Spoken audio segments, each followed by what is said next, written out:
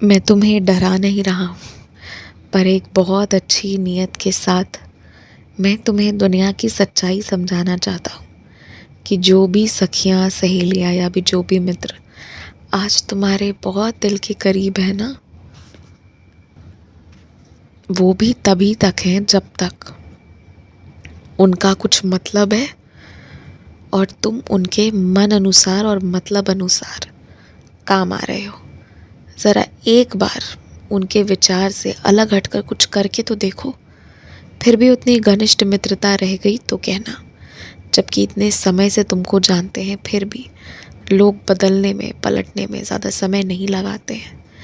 इसीलिए अगर घर से ठुकराए हुए हो या घर के लोग तकलीफ़ दे रहे हैं ना, तो बाहर किसी इंसान पर विश्वास करके पनाह मत मांगना।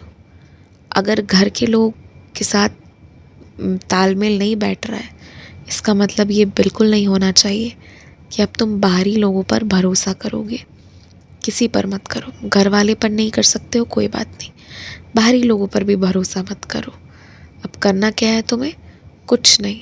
अब बस तुम्हें अपने आप पर भरोसा करना है और मुझसे बातें करनी है। तुम याद करो कि तुमने मुझसे 1-2 दिन पहले कहा था ना कि साई, आप मेरे जाने आने का किराया मुझे दिलवाओ। देखो, मैंने तुम्हें दिलवाना शुरू किया ना। छोटी सी बात तुमने मुझसे कही थी, पर मैं तुम्हें इतना प्यार करता हूँ, तुम्हारी हर चीज़ का इतना ध्यान रखता हूँ कि उतनी छोटी सी बात भी मैंने करानी शुरू कर दी। तुमने बोला है और उसी दिन वो काम शुरू हो गया। तो जब मैं तुम्हारे से इतना प्रेम करता हूँ कि छोटी से छोटी चीज़ में तुम्हारा ध्यान रखता हूँ, तो फिर तुम क्यों घबराते हो?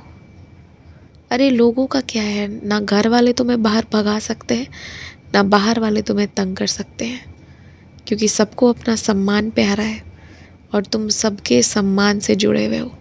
इसीलिए मैं तुमसे यही कहना चाहता हूँ, थोड़ी बहुत दुख तकलीफ़ें उसे बर्दाश्त कर लो, लेकिन भरोसा नहीं करना है तो किसी पर मत करो, पर मुझ पर करो और सब कुछ मेरे ऊपर छोड़ दो।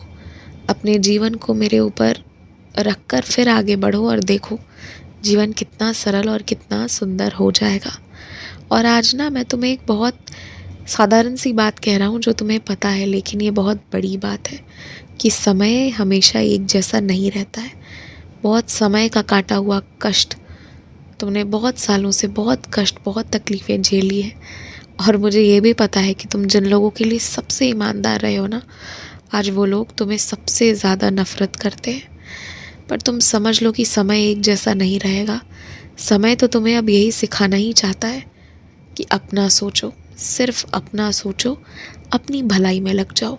अगर तुम सिर्फ अपना सोचोगे ना कि तुम्हारे कर्म अच्छे रहें, तुम तरक्की करो, तुम्हारा भला हो, तो इसमें भी तुम किसी को नुकसान नहीं पहुंचाओगे, बल्कि अपनी अच्छाई में अपने समाज वालों के, अपने इर्द गिर्द की अच्छाई करते चले जाओगे। और इसीलिए मैं तुमसे कहता हूँ, अब सिर्फ अपना सोचो, किसी का मत सोचो। अपने आप को खुश रखो, अपना भविष्य अच्छा करने का सोचो। अपने वर्तमान में सारी ज़रूरतें, सारी शौक़, सारे ज्ञान, सब कुछ पाओ, सब कुछ पूरा करो और किसी के बारे में मत सोचो। इतना समय ही नहीं होना चाहिए तुम्हारे पास कि तुम अब किसी के बारे में सोचो। और जिसको समय जैसे ख़राब करना है, जो करना है करने दो। मैंने ना किसी की तनख्वाह रोकी नहीं है, लेकिन कोई तुमको बहुत तकलीफ़ पहुंचा रहा है और तुम्हें कोस रहा है, तुम्हारे धन को कोस रहा है, तो उसका असर उस पर पड़ रहा है। इसी से तुम ये समझ लो ना कि अब जो इंसान तुम्हें ये आकर कह जाए ना कि उसकी तनख्वाह में दिक्कत हो रही है या उसे आर्थिक दिक्कतें आ रही है, तो समझ लेना कि उस व्यक्ति ने ज़रूर तुम्हारे लिए कुछ ना कुछ भला बुरा चाहा है, जिसका असर उस पर पड़ा है। और ये घटना मैं तुम्हें मुख्य 2 कारणों से बता रहा हूँ। पहला तो ये, इससे तुम पहचान कर लेना कि वो व्यक्ति कौन था, और दूसरा तुम्हें सचेत करने के लिए कि तुम भी कभी किसी के लिए नीयत ख़राब मत रखो। जो हो गया तुम उसे नहीं बदल सकते हो, पर भविष्य बिल्कुल बदल सकते हो। भविष्य में तुम किसी के लिए बुरी नीयत मत रखना, और जो तुम्हारे लिए बुरी नीयत रखेगा, तुम्हारा बुरा चाहेगा, वो खुद ब खुद उस चीज़ से गुजरेगा। तुम्हें उसमें पड़ना ही नहीं है। ध्यान रखना इस बात का। खूब खुश रहो, चैन से सो जाओ और सोने से पहले बस मेरे कष्ट निवारण मंत्र को सुनकर सो जाना।